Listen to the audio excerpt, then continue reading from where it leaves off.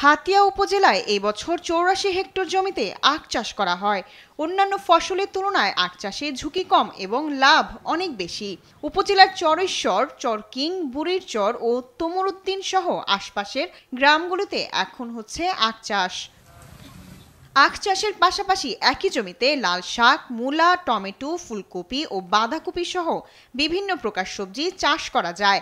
তাই অন্য ফসলের তুলনায় আখ চাষে লাভ তুলনামূলক অনেক বেশি। আমি বুঝি নির্মাণের শিল্প, সালাম স্টিল বোঝে ডিউরেবিলিটি। সালাম স্টিল, মোস্ট ডিউরেবল স্টিল। আখ আমরা প্রথম লাগানোর সময় তখন আমরা বন্ধু ফসল হিসাবে লাল শাক ব্যবহার করতে পারি, মূলা চাষ করতে পারি, টমেটো চাষ করতে পারি। আখের চারাটা লাগাই কাতি মাসে, আবার এই আখটা আপনার শান বাদো মাসে কাটা শেষ। হিয়ার হরে আপনার ডুল্লার শ্বাস, হিয়ার হরে মূলার শ্বাস, এগুলা উড়ি গেলে হিয়ার হরে আপনার ফুলকপি, বাঁধাকপি, তারপরে টমাটো, লাইয়াসই, বিভিন্ন ধরনের আইটেম এগুলা মানে সবজি খেতে উৎপন্ন হয় আর কি।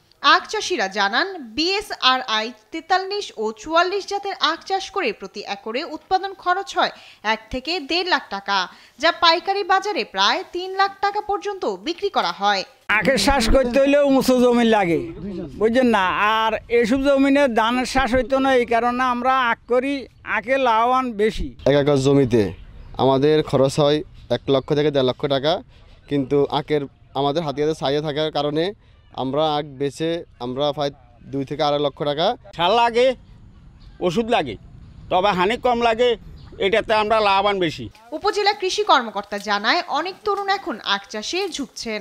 বাজারে আখের যথেষ্ট চাহিদা রয়েছে। বাজারে যথেষ্ট চাহিদা থাকায় কৃষক কিন্তু আখ চাষ করতেছে এবং পাশাপাশি বিভিন্ন ধরনের শাকসবজি সাথী ফসল হিসেবে করতে পারছে। হাতিয়া উপজেলা কৃষি বিভাগের তথ্য মতে এবছর হাতিয়ায় ৯,০০০ টন আখ উৎপাদন হয়েছে। আশা করা যায় আগামী বছর তা আরও বাড়বে। শায়লা খান, নিউজ ডেস্ক, দেশ টিভি।